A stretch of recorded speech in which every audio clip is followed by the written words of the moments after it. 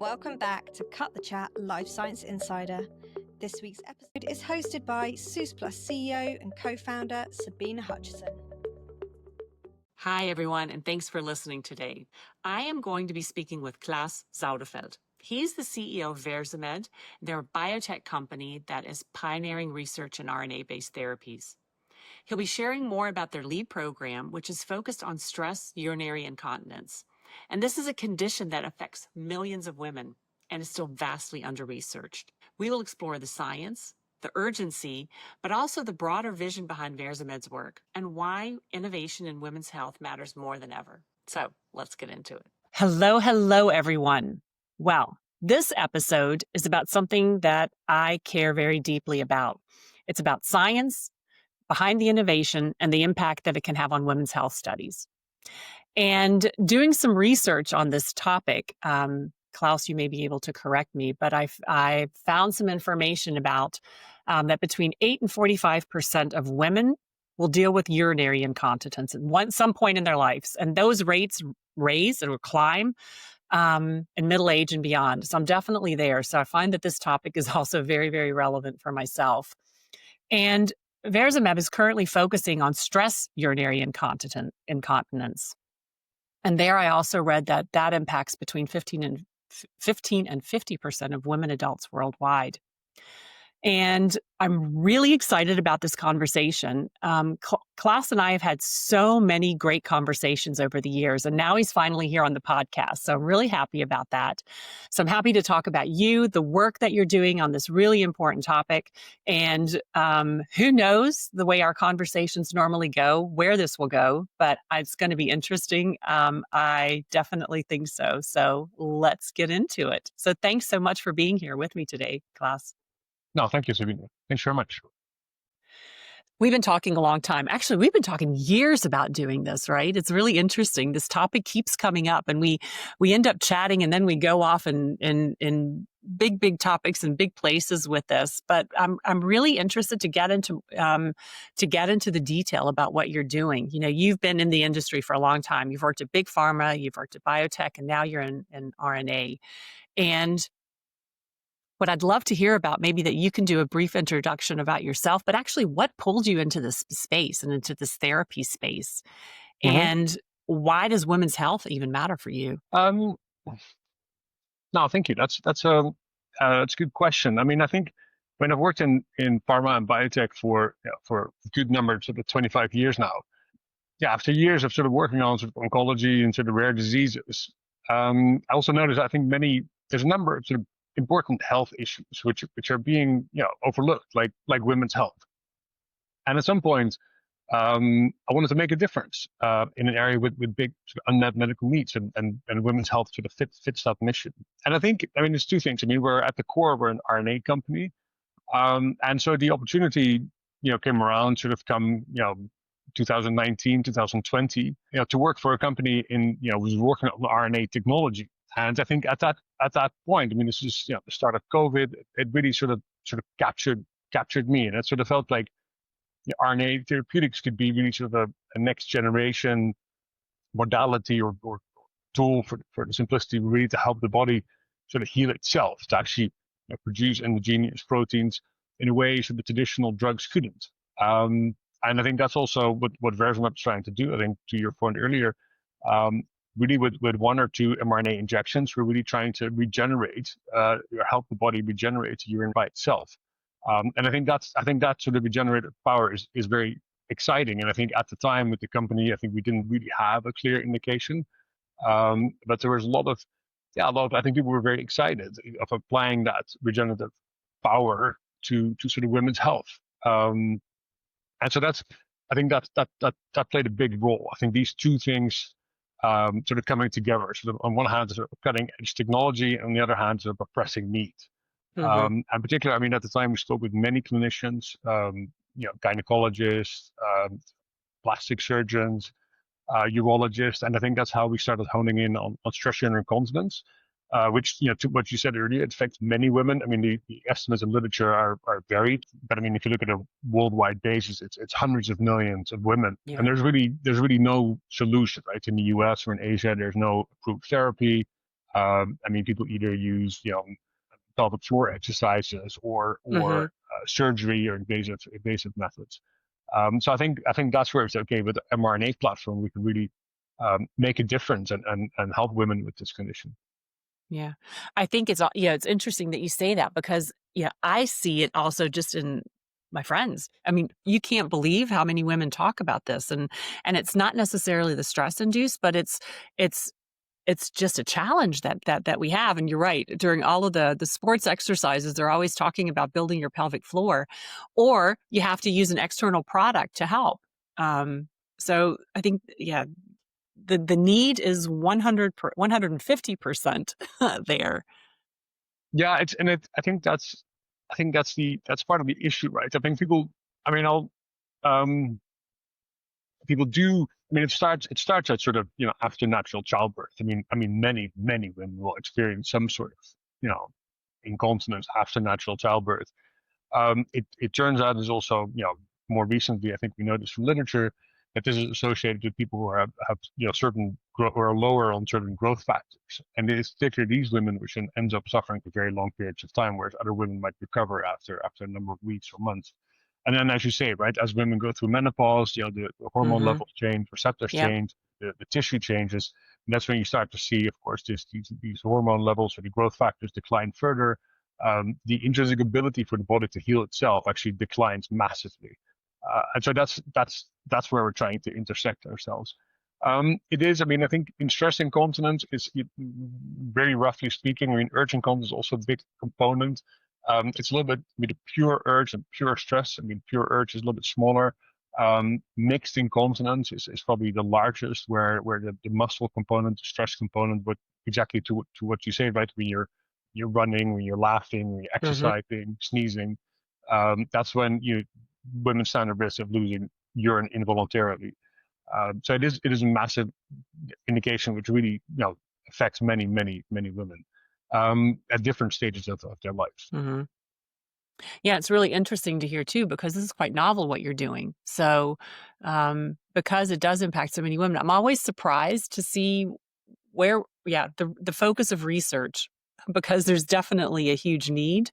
The population is there, but there's not so much research done around this. Was that also part of the driver for you to move in this direction? Women's health and research and funding is massively underfunded, and I think Yeah. that creates massive gaps. So I think a lot of if you look at the early research in stress and incontinence, a lot of it was focused on trying to stimulate the nerve tissue, that people were actually able to Mm-hmm. activate the nerve.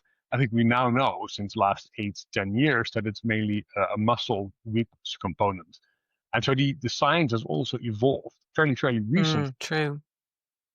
I mentioned this to you, is that, hopefully we'll also soon be publishing on some novel, tissue we discovered in women. I think as you're doing this research, there's still a lot to be gained, a lot to be discovered. Yeah. I think that makes it a very interesting area. Yeah, because it has been sort of neglected and Yeah. Definitely. Well, let's dive into the science a little bit now and think about some of the key scientific and development challenges that you've potentially had and bringing this therapeutic, like and we can actually name it now, right? It's VMB 100 to this specific area of women's health. So VB100 is an mRNA molecule, which basically gives instructions for the body to create a protein, an endogenous protein to help repair itself. So essentially, we inject a tiny amount, a tiny mRNA molecule into a sort of weakened urinary sphincter muscle, and that sort of prompts the muscle to regenerate and grow stronger, and so that which is the basis for sort of body naturally healing itself.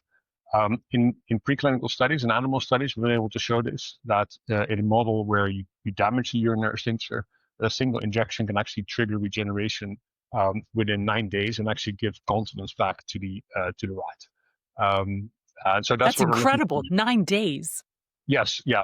I do think in humans it may take a little bit longer, not Sure. much, but I think that's the anticipation that we'll also see this in women. And if you look around, we've talked about, you alluded to this a little bit about the bigger picture as well, but there's much more behind this. You're right. This feels like the first step in what you're doing, and in this process and in this science at Versameb. Can you talk more to that? How do you see that? Absolutely. No, I mean, I think there's, at the core, where, the company started from a number of the discoveries in sort of enhancing some of the sequence code around the mRNA.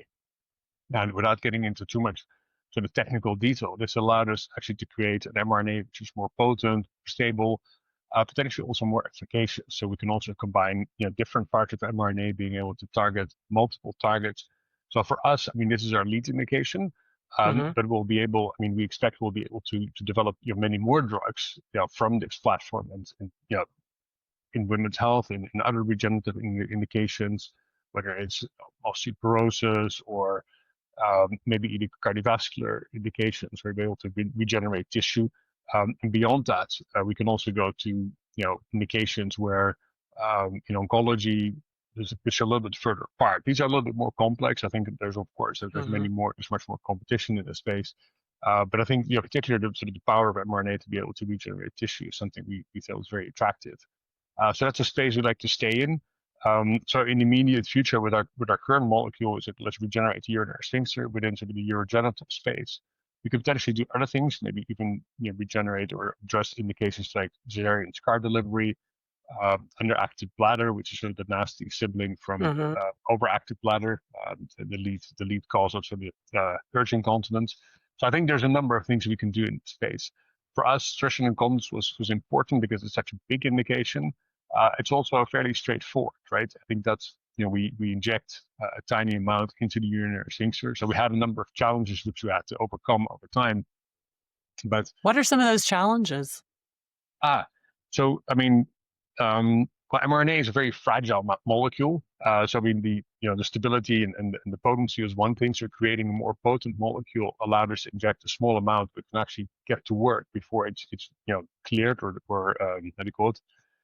degenerated. Major challenge was actually being able to inject into the urinary sphincter. Even though physicians and particularly urologists are used to this, this is something where nobody's done this in sort of a clinical trial setting before. So we had to actually go through this, discuss with regulatory authorities on how to do this. What can we do? What can we not do? Can we go into healthy volunteers? Does it even make sense? Right. And then actually, one of the discussions we had with the FDA is that we also actually went to a second and larger species to be able to show that we can safely do this injection. So we did some of our studies in mini pigs, really to show safety of the procedure, not just of the drug. So that's been a challenge, but I think also very interesting, right? I think that's what I mentioned earlier. Together with the company we work with, we also discovered novel biology in women, which I think come 2025 is amazing. It is amazing. Novel anatomy, and so I think it's been a really interesting journey and very rewarding. I think with that we also received IND clearance from the FDA, so we're really looking to actually start our clinical studies in women with stress and incontinence. It's exciting. That is super exciting. And what now is so if you just look at that next step, what are some of the hurdles that you're going to have? Getting into the clinic. Being a startup, being a biotech startup, major hurdles, of course, financing, right? So we're very actively raising financing, really to finance our clinical trial to be able to show that the drug does what we think it does. I think beyond that, it's enhancing sort of our understanding of the biology. I think there's also, we're starting in relatively young women, which have incontinence after an initial childbirth, but we're also looking to expand into the postmenopausal women, and then potentially also towards sort of mixed incontinence, because mixed incontinence is also, I think, in terms of size, it's a large population. So those are some of the things we're looking forward to. Okay. Funding is a big piece right now. And, we've seen over the last couple of years, there's a struggle and it's very real. And I think, we can kind of push it aside and not talk about it, but let's do it anyway. and I can imagine, you've had lots of discussions and lots of conversations with VCs, with angels, with all kinds of investors. What kind of feedback are you getting around that? And do you see a positive future to get funding in this space? And okay, let me throw one more question in there, and then you can talk to all of them. Do you see a difference because it's also a women's health topic as compared? Do you think that it would be different if it was a different therapeutic area? So yes, I do think. I mean, historically, I think women's health has been massively underfunded and under researched, right? I think that's, and it's part. I mean, I think it's part of a systemic bias. I mean, I think for decades, particularly the clinical research focused on men or mixed population at best, even, and then even in those mixed populations, I don't think we adequately always studied the difference between men and women. I think there's also been, I mean, there's other reasons as well, right? There's been a lack of maybe, women in sort of leadership position, driving the research agendas. I think that's an important topic too. And that's why topics like endometriosis, menopause, incontinence didn't get the spotlight, the attention, the dollars they deserve, right? I think that's Right. very different. I mean, and I've been in those meetings myself as well, where we make decisions about prostate cancer, and that does get No funded. question, right? No Yeah. question. So Yeah. I think with investors, it's a different. I mean, of course, the investors are dependent, of course, on pharma or public markets to actually Right. buy the company at some point, right? So the lingering sort of perception from investors has very been that women's health is very much a niche indication, which is obviously false, right? I mean, more than half the population is Yeah, female. exactly. This is not a small population we're No, talking about. exactly. So it's certainly not a rare disease. And so but also investors see sort of reproductive health or pelvic floor health as a small market, right? And as a result, I think only a tiny fraction of healthcare investment, which I believe it's something like 3%, goes into women's health solutions, which is shockingly low, right? I mean, Yeah. that's been a major challenge. And I think that's why startups, research projects in this space struggle to sort of come off the ground, because it creates a vicious circle, right? I think without funding, there's not going to be early research. Without companies acquiring such companies, there's no interest from investors. And I think that's a major challenge. The other things maybe certain stigmas and taboos, right? I mean, topics like incontinence, menstruation, female sexual health are typically not discussed very openly. So that if it's not discussed, there's also not a lot of sort of public pressure or urgency to find treatments. Yeah. If the problem's not talked about, it's also very difficult or it's very easy for policymakers to sort of overlook it. I mean, I think we've seen this in, say, pediatric indications, where there's been a lot of push, right, and incentives for drug companies to do something for pediatrics, to study them in subpopulations, but it hasn't really been there for women's health. And I think it comes back to what we said before, right? I mean, a lot of the science on incontinence is only sort of been discovered in the last 10 years, which is fairly recent if you think about the size and the indications, right? I do think, I mean, don't get me wrong, right? I think I'm optimistic. I think we are starting to close some of these gaps, and I think especially over the last 2-3 years, there's been a number of sort of these big reports from consultancy companies which have sort of drawn attention to this, and people are starting to talk about it. And there's investor conferences which are focused on women's health. They're still small, but I do see sort of positive. I mean, I do think the tide is turning, right?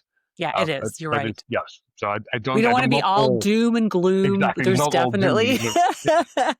It's definitely moving in the right direction. Yeah. But definitely. it's such an interesting point. As I was listening to you, I was thinking about what it's like to be a woman and to have, or even a man, right? If you have this issue and you're a leader in an organization and you're presenting at a board meeting, at a meeting, and this is in your mind that you can release urine involuntarily, that does actually it has an impact. It can actually it can affect if you take roles or not take roles, because you feel completely uncomfortable because you think, oh my gosh, if this happens, or you have to wear garments that are going to protect you, or so It seems like also like with menopause, it's these topics that you think I'll just deal with it. Well, there's much more behind it than just dealing with it because it has such an impact. And because we haven't talked about it, I think what it does to us in situations is just kind of overlooked and kind of put aside as, insignificant. Yeah. No, I think the sort of the quality of life aspect is very It's important, huge. right? I mean, Yeah. I think quality of life is probably even the wrong term here because in having an indication like that, and like you say, right? If you're presenting to your management team, whatever, and you're afraid of losing urine, you're not going to be On your as focused on game. the presentation Yeah. as you should be, right? So I Yeah. do think it's if you think about being able to treat indications like incontinence, but maybe also also sort of menopausal symptoms, um, you can actually you can give women back some freedom and independence, right? Which they otherwise sort of wouldn't have, right? So I think there's an Hmm. important aspect, in terms of bringing society further as a whole, right? But being able to give people the same chance of doing the Hmm. same high quality presentation as everybody should, right? Yeah. No, I think that's a major aspect. I think that shouldn't be overlooked.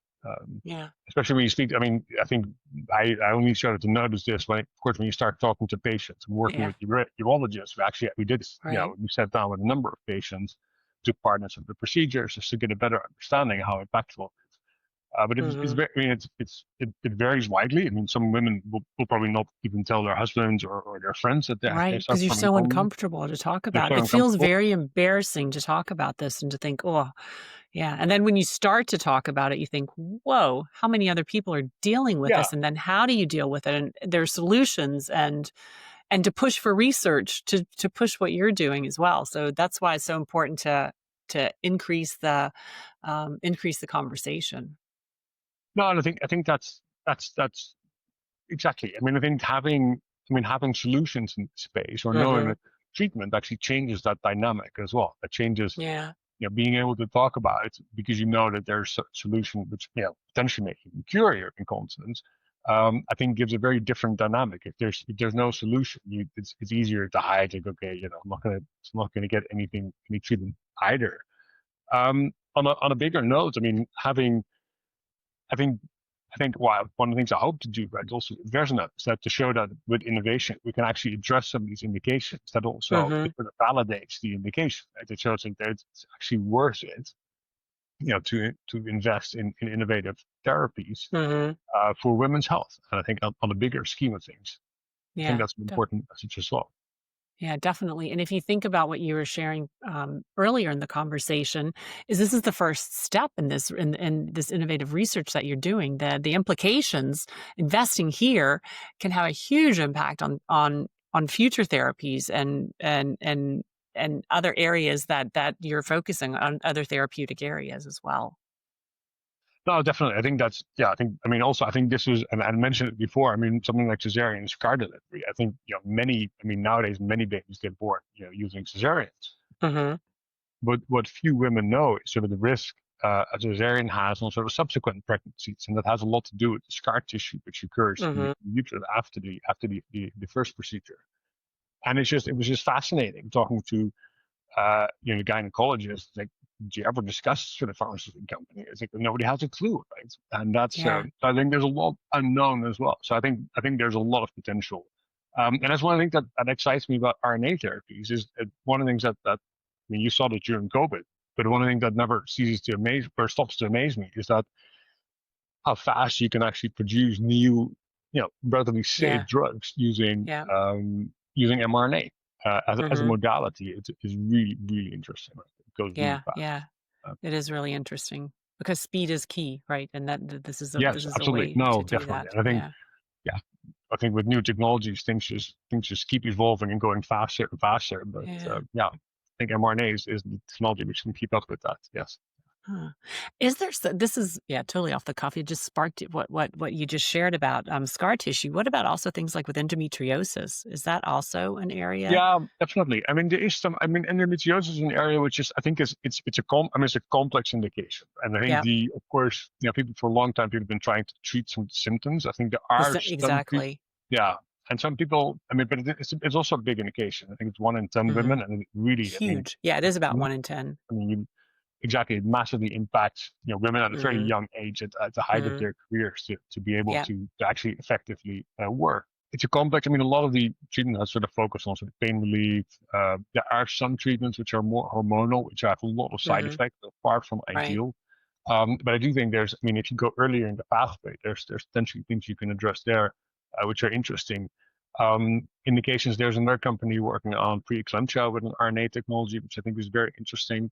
I certainly think in sort of women's health, a lot of indications are somewhat muscle related. And I think particular, and I think this is also why I think mRNA is very well suited for regenerative therapies. It's well suited in this space, definitely. Yeah. Yeah. Interesting. Because it is also a huge impact.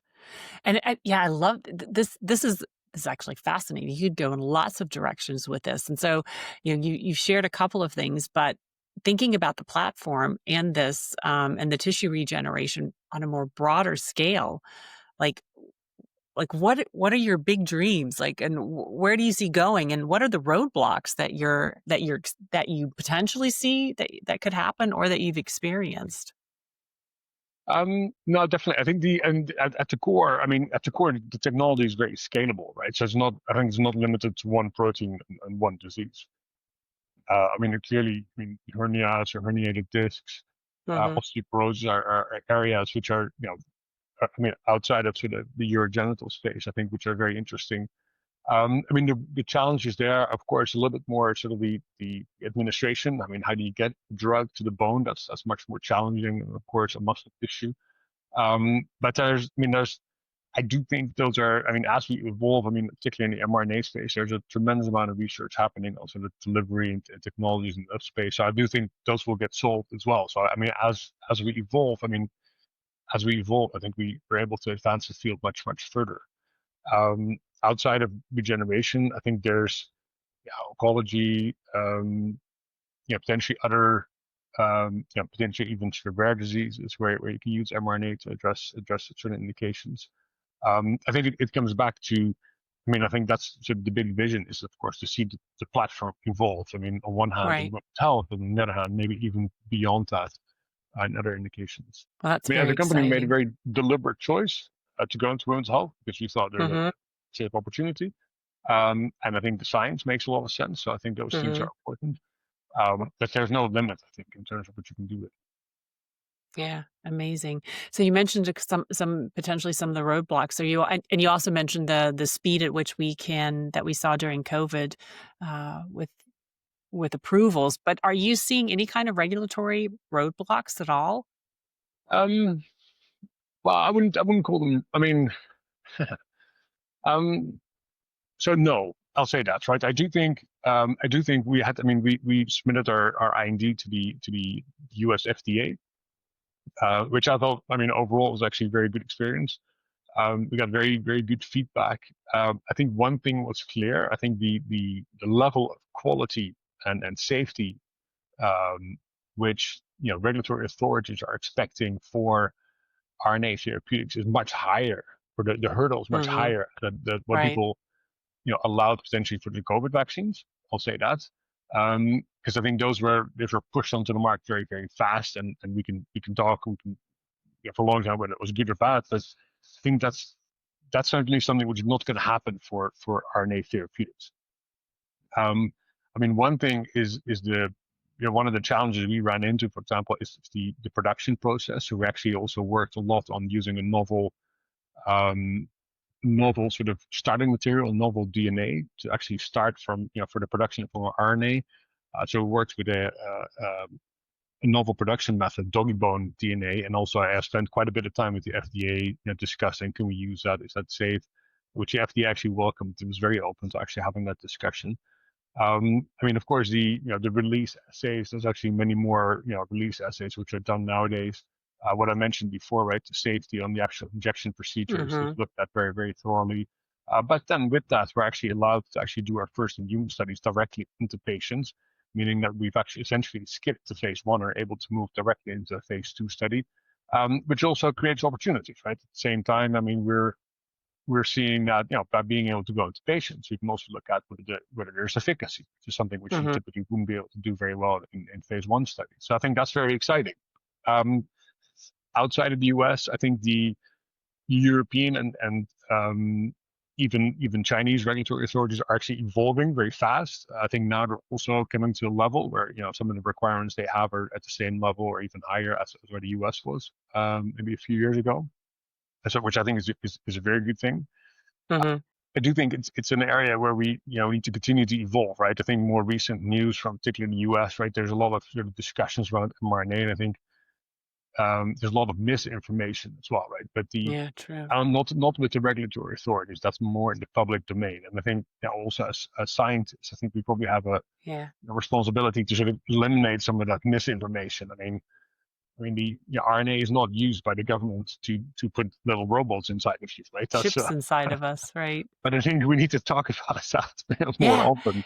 You're so right, and just to be transparent about it and talk and say, hey, this is something that's said. So how do we deal with it?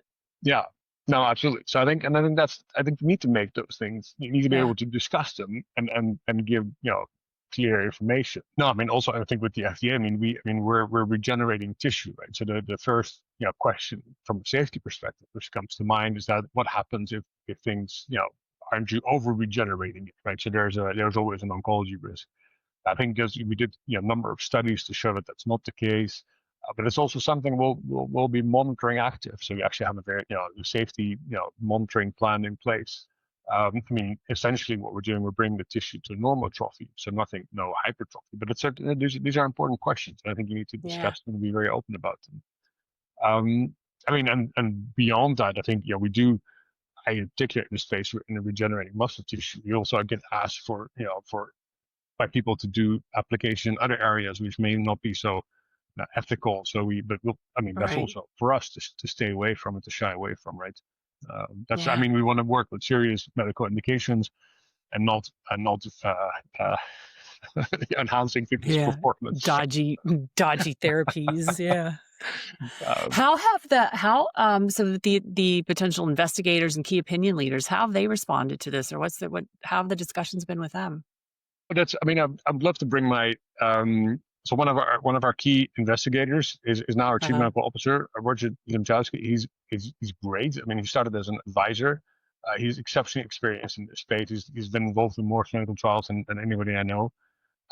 He was very excited about the potential. He's also over the years worked with the FDA on sort of regenerative approaches. He really, I think he's very excited about the potential to actually apply this to patients. Definitely. Similar to key opinion leaders are very open to this. The thing to understand, particularly in incontinence, is that you people who fail on sort of physical therapy, right? On sort of pelvic floor exercises, there's very little options. And then for the more severe cases, there may be surgery. Surgery comes with a tremendous risk, and a lot of it has to be. If you look at the statistics, they're terrible. And so a lot of the urologists and specialists you talk to, they spend a significant portion of their time actually repairing damage which is done by procedures. Meshes and things. Yeah, exactly. Yeah. And so that's terrible. So you really want to make sure. If you go in that direction, you really want to make sure you have a very experienced physician. If done well, it works really well.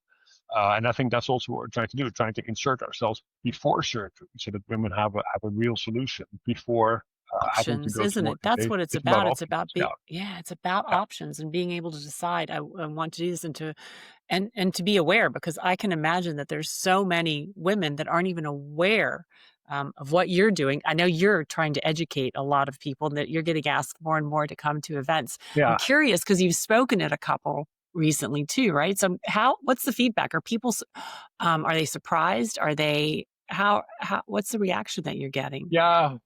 The reaction is very positive. Especially when you're at scientific events. We've also, there's some very dedicated events, right, particularly into the urogynecology.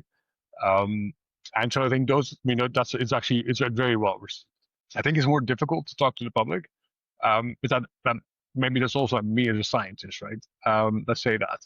I think you don't want to overpromise, because it's still going to take a number of years before the drug actually comes to the market, right? So True. I've been at the dinner parties where people get very excited, and then lots of And people they're are like, about can I incontinence. book an appointment? Exactly. Can I have it now? I was like, well, yeah, No. there's a rigorous process, right, which you have to go through. So, and I think drug development takes a lot of time, it takes a lot of Yeah. money, and that it needs to come together. Right? So I tend to be a little bit reluctant. That said, I mean, I'll say this, right? I mean, very early in my career, I actually worked on some of the erectile dysfunction drugs. And I think the companies which worked on erectile dysfunction at the time did a phenomenal job in educating the market, right? Yeah. But the thinking back, I mean, nobody ever questioned it, right? Nobody ever said, True.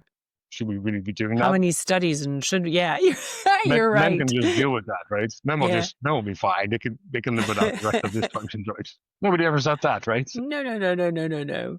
They're like, how quickly can we get it on the market? Yeah, exactly. No. So I think it is a mindset, right? I remember there's certainly. I mean, to your point, right? I remember presenting at a number of these conferences. I do think the space needs to evolve a little bit more. I think, and financing would definitely help. It needs to get pulled out of that sort of niche stigma, Yeah. so to say.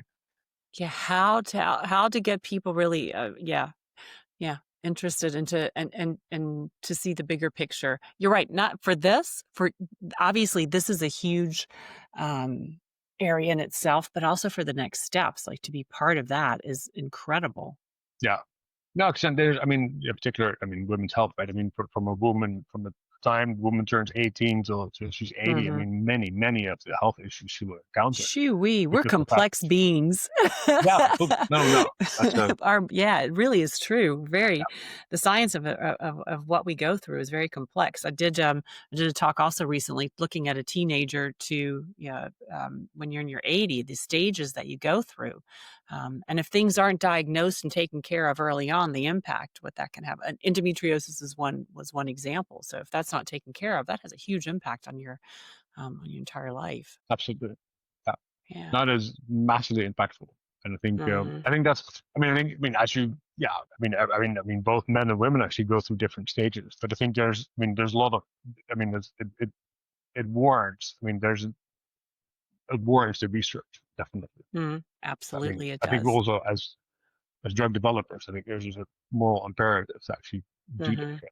And it's not just for, I mean, of course, you have typical sexual health, you have typical, things like endometriosis, incontinence, which Mhm. affects, maybe 100% or maybe largely women. But then there's also other things like, cardiovascular and sort of metabolic diseases where, women just respond very differently to drugs than Mhm. men. And I think those are also areas which I think we need to, focus on in order to Definitely. do a better job in healthcare in general. Yeah. Well, I'm really happy that you're taking a step in this, and it's very exciting. And I'm thrilled that we finally had the chance because I think we could talk, well, as we do. When we get on a call, we can talk for hours about this. Also, the moral imperative, as you mentioned, is also a very key piece. And I think it's something for, if looking at VCs and investors, it's something for them to think about. Think about the values that your company has. And obviously it is, you know, VCs are very key on a financial return, but I can't imagine that there's not going to be that financial return on this type of investment if you look at the population size and the future impact. No, I mean, absolutely. I mean, we've done. I mean, early on, we've actually looked. I mean, to address this question specifically, looked at the business case, Hmm. even with sort of very moderate pricing assumptions, which sets us in the range of what women would normally be paying for incontinence Hmm. products like urinary pads and everything. Hmm. Become the very attractive business cases from a big pharma perspective. So I think that's definitely there. Um, I mean, I cannot. I think that's not probably not the issue. And then also from a reimbursement perspective, I think we had some of these initial discussions and some very Hmm. detailed discussions in Asia and the US. I think those things are fairly straightforward. Authorities are ready to fund this, or healthcare systems are ready to fund Hmm. the business case there. I think I mean, I think there could be more incentives from a government perspective, but that's for women's health as a whole, right? Where you say, As a okay, whole. Mm. there need to be more incentives similar to what we've done to the for the last 20, 30 years with pediatric programs. We can do the same thing to push this area forward. Now, so I think there's many things we can do. And actually, I do what I mentioned, right? And it's not all doom and gloom. I am actually very positive, very optimistic about the future. Definitely. I mean, definitely. Well, actually, this conversation makes me optimistic to know what you're doing, and that we're going to get this out there for people to hear. And for anyone that's listening, Klaas, how can people get in touch with you if they're interested? And obviously, funding would be a great thing, but also just to learn more and to hear more about your experiences and what you're doing. No, definitely. I mean, first off is maybe our website. We have a website, so versameb.com. And so we keep it updated. I have to say we could do a little bit of a better job. You have to keep it updated, but we put press release and everything on there. I mean, always happy to talk to people if they want to know more about the platform or just women's health or how we see things in general. We're fairly active on LinkedIn. That may be the easiest place to contact me and Versameb. So we try to put sort of milestones and everything and the comments, and we'll respond things there as well. We also attend the conferences. I think also people looking to support women's sort of health innovation more broadly. I mean, I definitely encourage them to stay in the community, go to women's health conferences where investors gather and startups gather. I think there's a lot of people sort of passionate about this space, and I think it's definitely it's growing. I mean, the more people get involved, the faster women's health will advance, right? Absolutely. And I think it's important to expand the topic of women's health beyond, we traditionally focus on fertility or often menopause is, we're talking about that obviously much more, but this is a very, very real issue, cardiac care. I mean, there's so many areas where that we need to expand our minds around women's health. And so this is one that we need to definitely be looking at and be talking about a lot more and getting and making it comfortable to talk about this. Absolutely. I think those are very important things, right? Being able to talk about things creates awareness. I mean, raises the topic. Definitely. Yeah. Well, thank you. Thanks for being here today. It was, as always, I really love our conversations. And thanks for what you're doing and the company is doing and your team. It's such an important topic. Women's health is key. We've spoken about that quite a bit today. So thank you. Thanks, Sabine. Thanks for the opportunity. And I mean, to all the listeners, I mean, please don't hesitate to reach out, to connect. I mean, we love sharing what we do. So I'm very open to having any conversation. So thanks, Sabine. Thank you very much. Thanks, Klaas. We hope you enjoyed this week's episode of Cut the Chat Life Science Insider. Make sure you're following Seuss Plus on LinkedIn and be the first to know about upcoming podcasts.